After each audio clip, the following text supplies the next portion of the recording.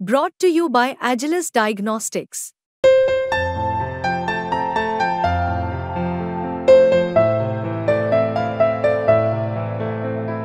Agilus Diagnostics.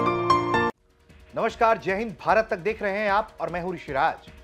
बात करूंगा आपसे जम्मू कश्मीर चुनाव की। जम्मू कश्मीर चुनाव में एक बेहद अहम जानकारी सामने आ रही है। अब इसमें नए खिलाड़ियों की एंट्री हो गई है और इन खिलाड़ियों में जो सबसे बड़ा नाम है वो है जमाते इस्लामी का। वो जमाते इस्लामी जिसने पूरी तरह से एक वक्त लोकतंत्र का बहिष्कार कर दिया था, अब वो जमाते इस्लामी अपने निर्दलीय उम्मीदवार उतार रहा है। और सबसे बड़ी बात यह है कि इस चुनाव में आपको अफजल गुरु का भाई भी चुनाव लड़ता हुआ दिखाई देगा। इसके अलावा कई ऐसे नेता जो अलगाववादी कहे जाते हैं, वो इस चुनाव में ताल ठोक रहे हैं बतौर निर्दलीय उम्मीदवार, और इसको लेकर हो रहा है खूब हो हंगामा राजनीति। पूरी जानकारी इस वीडियो में हम आपको देने जा रहे हैं। तो खबर क्या है? खबर यह है कि लगातार कश्मीर में आतंकवाद और अलगाववाद की जननी और पोषक कही जाने वाली प्रतिबंधित जमाते इस्लामी के 4 पूर्व नेताओं ने चुनावी दंगल में उतरने का ऐलान किया है और अपना नामांकन जमा करा दिया है। इसमें अगर हम एक बड़े चेहरे की बात करें तो इसमें साल 2016 में दक्षिण कश्मीर के शोपिया कुलगाम के हिंसक प्रदर्शनों के आयोजन में अहम भूमिका निभाने वाले सर्जन बरकती उर्फ आजादी चाचा जिसे कहा जाता है, उसने अपना जेल से नामांकन करवाया है। उसका नामांकन शोपिया के जैनपुरा विधानसभा क्षेत्र से हुआ है। वो टेरर फंडिंग के आरोप में जेल में बंद है और उसका नामांकन उसकी बेटी सुगरा बरकती ने किया है। वहीं अगर हम बात करें जम्मू कश्मीर में 1972 में जो विधानसभा चुनाव हुआ था उसमें जमाते इस्लामी के 22 में से 5, 1977 में विधानसभा चुनाव में 19 में से 1 प्रत्याशी ने जीत दर्ज की, जबकि 1983 में चुनाव में इसने 26 उम्मीदवार मैदान में उतारे थे और सभी हार गए थे। 1987 में मुस्लिम यूनाइटेड फ्रंट के बैनर तले कश्मीर के सभी प्रमुख संगठनों ने नेशनल कॉन्फ्रेंस और कांग्रेस गठजोड़ के खिलाफ अपने उम्मीदवार उतारे। फ्रंट के सिर्फ 4 उम्मीदवार जीत पाए थे। ये सभी जमाते इस्लामी से संबंधित थे। इसमें से 3 दक्षिण कश्मीर से ही जीते थे।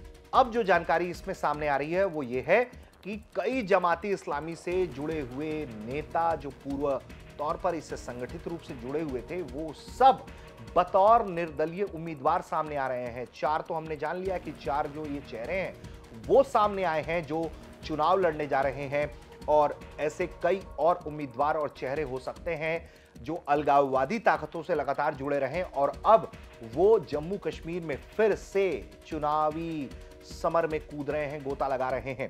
जो तमाम कई चेहरे हैं उनमें एक नाम मोहम्मद अफजल गुरु के भाई का भी है, जिसे पार्लियामेंट हमले के दोषी ठहराते हुए 2013 में मौत की सजा दी गई थी। उसका भाई अजाज अहमद गुरु वो सामने आया हुआ है और वो चुनाव लड़ेगा। ऐसा बताया जा रहा है कि वो भी चुनावी मैदान में उतरेगा।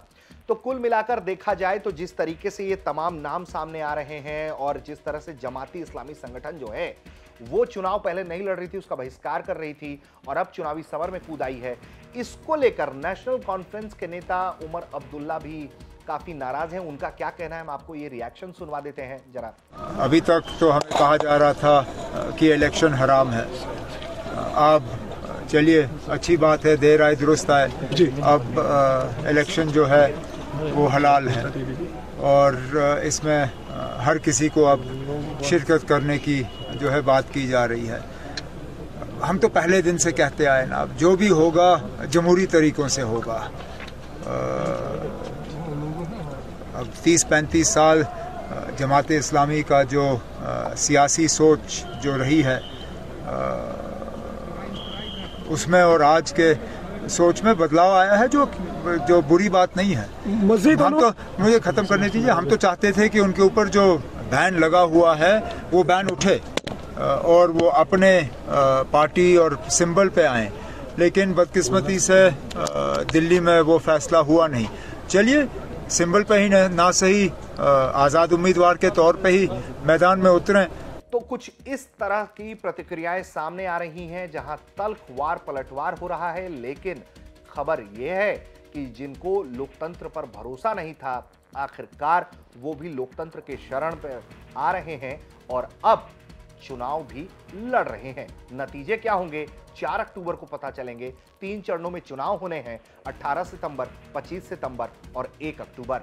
और 4 अक्टूबर को गिनती के बाद पता चलेगा कि जम्मू कश्मीर की जनता ने किस पार्टी पर, किस नेता पर, किस निर्दलीय उम्मीदवार पर अपना भरोसा जताया है।